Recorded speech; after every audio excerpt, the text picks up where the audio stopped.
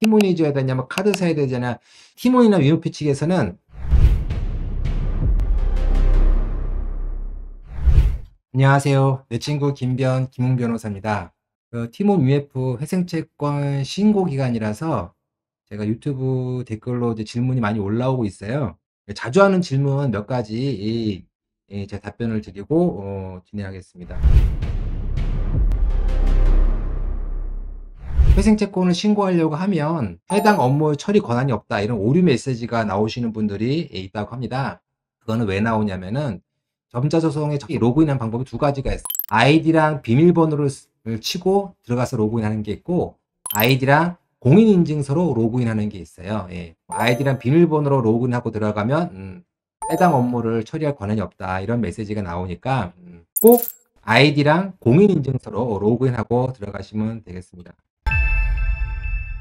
소비자분들, 구매자분들도 회생채권 신고를 해도 되냐, 이런 말씀을 하세요. 회생채권 신고를 하는 거는 자유예요. 다만 이제 최종 책임을 소비자 같은 경우에 티몬이 져야 되냐면 카드 사야 되잖아.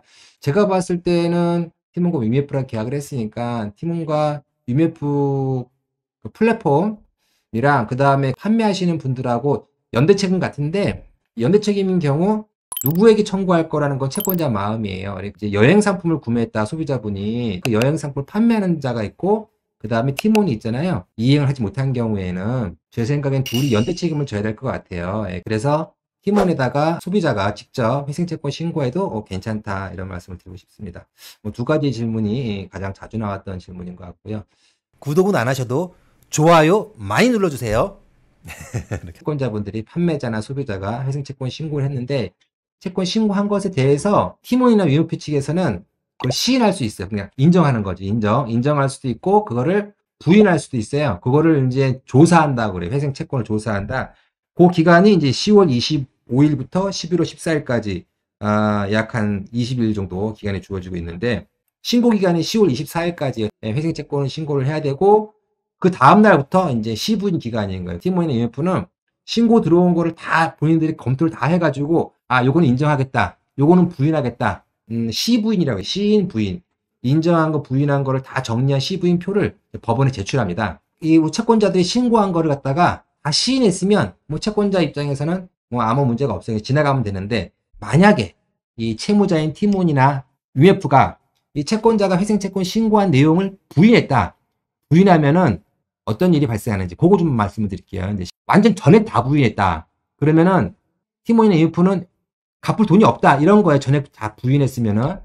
이 채권자 입장에서는 가만히 있으면 그 티몬이나 UF가 부인한 대로 채권이 확정되는 거예요. 빵원으로.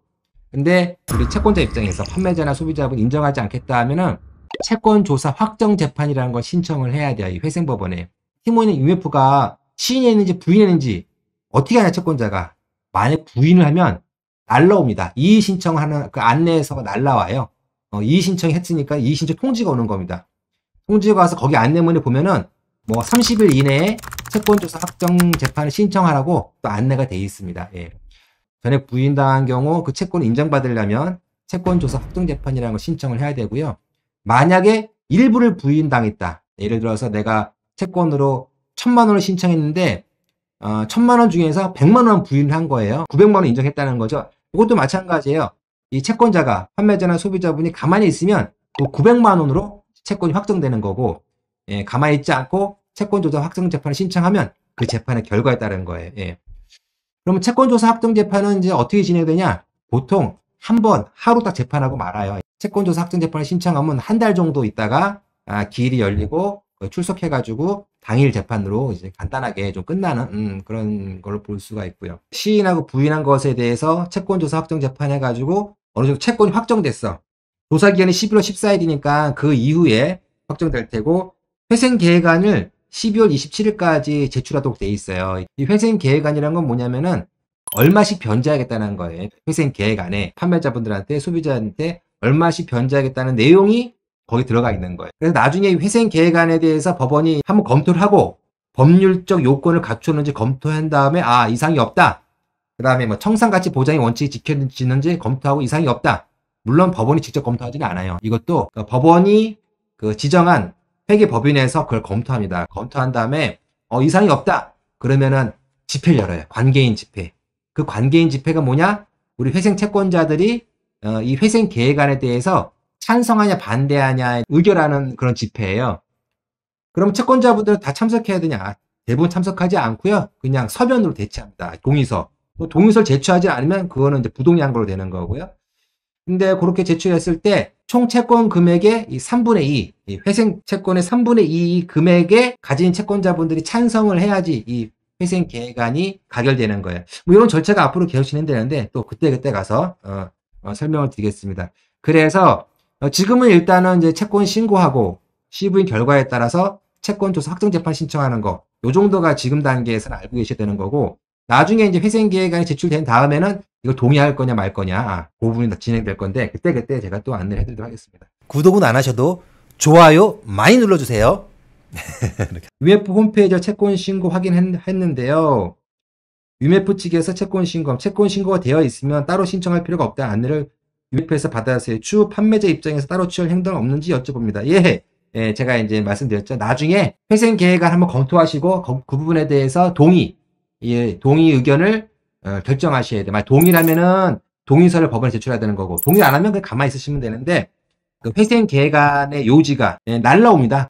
이 12월 27일까지 팀원과 UMF는 법원에 회생 계획안을 제출하고, 법원에서 그것을 회계법원을 시켜가지고 검토한 후에 그 회생 계획안의 요지를 이제 채권자들한테 다 송달해줘요. 송달. 요지를 딱 보고서 동의할까 말까 결정해가지고 동의하면 법원에 동의서 제출하고 동의하지 않으면 그냥 가만히 있으시면 되는 거예요. 나중에 제가 회생 계획안 요지 분석하는 방법 또 설명을 한번 해드릴게요. 네.